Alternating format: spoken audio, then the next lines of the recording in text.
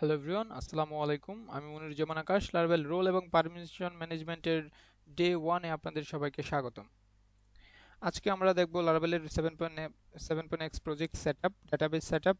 আমরা front end scaffolding install করব Laravel UI দিয়ে and basic user authentication part দেখব। আগে 5.6-এ ইউজার অথেন্টিকেশন পার্টটা ডিফারেন্ট ছিল, সো এই জন্যই আজকে এটা দেখানো। সো আমরা স্টার্ট করি। laravel.com doc/7.x এখান থেকে আমরা হচ্ছে কম্পোজার ক্রিয়েট এই কমান্ড দিয়ে আমরা হচ্ছে লারাভেলের একটা বেসিক প্রজেক্ট সেটআপ করব। আমি হচ্ছে বেসিক প্রজেক্ট সেটআপ করেছি, লাইক আমাদের htdocs এর একটা লারাভেল রোল, আমি লারাভেল রোল ফোল্ডারে আমরা একটা বেসিক প্রজেক্ট সেটআপ করেছি। তো আমরা আমরা আমাদের এটা থেকে আমরা প্রজেক্টটা রান করি PHP serve. Okay, project started, host. Okay, so this is a basic Laravel project. So next is database setup. So আমরা just একটা database create করি, new, আমরা just Laravel role এই নামে দিয়ে দিচ্ছি, কপি করে নিই database নেমটা, create, and then আমরা হচ্ছে আমাদের এই যে Laravel role এই প্রজেক্টটা আমরা drag and drop করে আমাদের VS Code যে পেজ এডিটর এখানে পেস্ট করি। So okay, then env তে আমরা হচ্ছে Laravel role and everything setup. So আমরা যখন ফার্স্ট একবার আমরা এনভিতে চেঞ্জ করব, সো এখান থেকে আমরা দিব, দেন হচ্ছে আবার আমরা পিএইচপি অ্যাডিশন সার্ভ এই কমান্ডটা আবার চালাবো। ওকে, সো এটা চালানোর পর আমরা দেখব ঠিক আছে কিনা। দেন আমরা হচ্ছে ইউজারের যে টেবিলটা বাই ডিফল্ট আছে, ইউজার মাইগ্রেশনসটা আমরা চেক করব এটা কাজ করতেছে কিনা। ওকে, সো আমরা এগুলাতে চেঞ্জ করতেছি কিনা, আমাদের উদ্দেশ্য তো আসলে এগুলো না।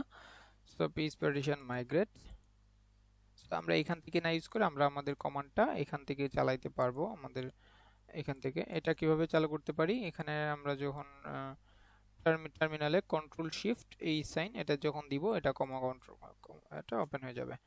ওকে, so PHP addition migrate, so টেবিলগুলো মাইগ্রেট হয়ে গেছে, দ্যাট মিন্স আমাদের ডাটাবেস ফুলি সেটআপড। সো আমরা আমাদের এটা আসলে এখান থেকে ওকে, সো এখান থেকে ইউজার্স এগুলো পাচ্ছি, দ্যাটস গুড।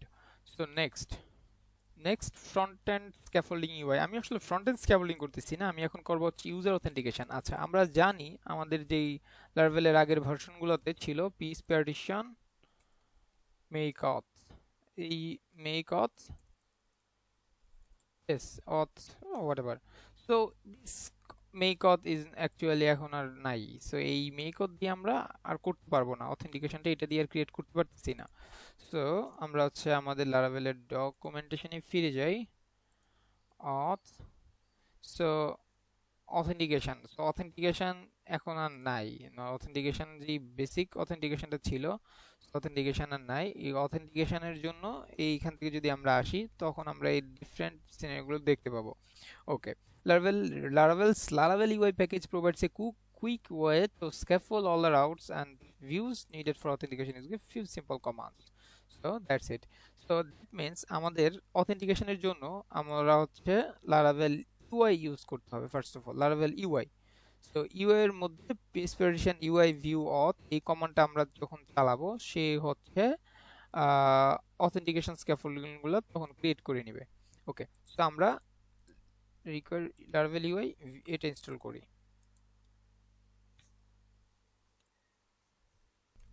এই ফাঁকে আমি আরেকটু কথা বলে রাখি যে যারা হচ্ছে মাল্টি অথ নিয়ে প্রবলেম পড়তেছিলেন, তো তাদের এই প্রবলেমটা আসলে থাকবে না, কারণ multi authentication is not needed, actually দরকার নাই। কারণ হচ্ছে আমরা যখন রোল বেসড অথেন্টিকেশন করব, তখন হচ্ছে ইউজার একটা রোল বাই ডিফল্ট আপনি যাকে ইউজার রোলে রাখতেন, সে হচ্ছে মানে ইউজারের জন্য একটা অথ করতেন অ্যান্ড অ্যাডমিনের জন্য একটা অথ করতেন। সো এটার কোনো দরকার নেই আসলে। সো আমাদের এখানে যার রোলটা ইউজার, সে হচ্ছে আসলে অ্যাকচুয়ালি ইউজার অথটা ইউজ করবে ওখানে। আর যারটা অ্যাডমিন, অ্যাকচুয়ালি এখন এখানে মাল্টিপল রোল হয়ে যাচ্ছে, তো আপনি ক্রিয়েট করতে পারতেছেন user, admin, editor, super admin, whatever any types of role আপনি ক্রিয়েট করতে পারতেছেন। সো এটা actually more standard then multi auth. সো আমরা এটাই ইনশাল্লাহ এটাই ফলো করব। আর আমার 5.6 এর যে লিস্টটা ছিল, so Laravel e commerce site Bangla video tutorial, এটার মধ্যে আমি দিয়েছিলাম, এটা হচ্ছে 5.6 এ ছিল অ্যাকচুয়ালি, এটা 2018-তে, আই থিঙ্ক এখন 2020, সো 2 বছর হয়ে গেছে। সো এটা 7.6 এ ছিল। সো এই জন্যই হচ্ছে এইটাতে যারা দেখবেন তারা অনেক প্রবলেমে পড়ছেন, সেজন্যই আসলে এটা করা। ওকে, সো আমাদের ইউআইটা ইনস্টল হয়ে গেছে। সো এখন আমরা দেখি, কেটে দিই piece partition UI view auth. So এটার আমরা সিনট্যাক্সটা মানে ইয়ে করতেছি কি কি। Okay, so that means UI means হচ্ছে আমরা যে ইউআই প্যাকেজটা ইউজ করলাম সেটা। ভিউ হচ্ছে সে মানে লারাভেলের দুইটা এখন ডিফল্ট সাপোর্টেড মানে মানে ফ্রন্ট এন্ড টেমপ্লেটিং আছে, সেটা হচ্ছে আপনার ভিউ এন্ড হচ্ছে রিয়েক্ট। তো দুইটাকে সে ইউজ করা যায়। আমরা এখানে ইউআই রিয়েক্ট অথ দিতে পারি, ইউআই ভিউ অথ দিতে পারি। যেহেতু ওদের ডকুমেন্টেশনে ভিউ দিয়ে আছে, আমরা ভিউ দিয়ে করতেছি। যেহেতু আমাদের ভিউ বা রিয়েক্ট ইজ নট আমাদের ম্যাটার না। অ্যান্ড আরেকটা জিনিস, আপনারা যারা রিয়েক্ট নিয়ে কাজ করতেছেন, লারাভেল রিয়েক্ট, বা আমার প্লেলিস্টে গেলে এখান থেকে Laravel react task management Bangla video tutorial এই একটা প্লেলিস্ট আছে। এই প্লেলিস্টে থেকে আপনারা লারাভেল এবং React, Laravel API development and React এটার ফ্রন্ট এন্ড স্কেফোল্ডিং এই প্রজেক্ট আপনারা পাবেন। যে কেউ এটা আপনারা নিতে পারেন এইখান থেকে। সো আমাদের কিন্তু অথ ইনস্টল হয়ে গেছে, এটা চলে আসছে, লাইক এই যে দেখেন অথ চলে আসছে। এন্ড হচ্ছে রাউটস এর মধ্যে কিন্তু ওয়েব ডট পিএইচপি তে এইগুলো রাউটগুলো ডিফাইন হয়ে গেছে। সো হোয়াট ইফ আমরা এখন যদি অ্যাক্সেস করতে চাই, আসলে আমাদের কিন্তু এক রিফ্রেশ দেওয়ার সাথে সাথে নরমালি যে প্রজেক্ট হওয়ার কথা, আমরা এই যে দেখবো এখানে লগ ইন রেজিস্টার এটা চলে আসছে। আবার লগ ইনে যখন আমরা দিব ব্রেক্স, তো এই যে ডিজাইন যেটা ছিল আগে, কিন্তু এই ডিজাইনটা ছিল, বাট এখন ডিজাইনটা ব্রেক্স হয়ে গেছে, এখন ডিজাইনটা পাচ্ছে না। কেন ডিজাইনটা পাচ্ছে না? ডিজাইনটা পাচ্ছে না হচ্ছে, আমরা যদি পাবলিকের মধ্যে দেখেন এখানে কোনো অ্যাপ জেএস জেএস ফোল্ডারের মধ্যে app.js নাই, সিএসএস ফোল্ডারে app.css নাই, রাইট? এখন আমরা দুইটা ওয়েতে করতে পারি। এক হচ্ছে আমরা বুটস্ট্র্যাপ থেকে বুটস্ট্র্যাপার যে কোয়েরিটা ম্যানুয়ালি ইনস্টল করে নিতে পারি, একটা ওয়ে। আরেকটা হচ্ছে আমরা ওদের যেই মানে রিকমেন্ডেড ওয়েতে আমরা করতে পারি, যেন আমরা নেক্সট টাইমে আমাদের যে কোনো প্রকার টেমপ্লেটিং বা আমরা যদি রিভিউজ করতে চাই, রিয়েক্ট ইউজ করতে চাই, খুব কুইক ইউজ করতে পারি। সো আমরা এই জন্য ইউজ করবো। অ্যান্ড আমি সাজেস্ট করবো ডেফিনেটলি আপনার একটা লার্নিংও হবে। আমরা ডেফিনেটলি এখানে আমরা যদি চাই, লাইক আমাদের রিসোর্সেস ভিউজ লেআউটস app.blade.php, তো এখানে বলতেছি কি জেএস এর মধ্যে app.js লাগবে, আর সিএসএস ফোল্ডার app.css লাগবে। app.cs বা bootstrap.css এইখানে ফাইলগুলো লিংক আপ করে আমরা এটা করে ফেলতে পারি, ঠিক আছে? বাট আমরা স্ট্যান্ডার্ড অ্যাপ্রোচেই যাই। স্ট্যান্ডার্ড অ্যাপ্রোচ কি? ফার্স্ট বলতেছে npm ইনস্টল করতে। npm ইনস্টলের জন্য কি থাকতে হবে? আপনার নোড ইনস্টল থাকতে হবে, নোড।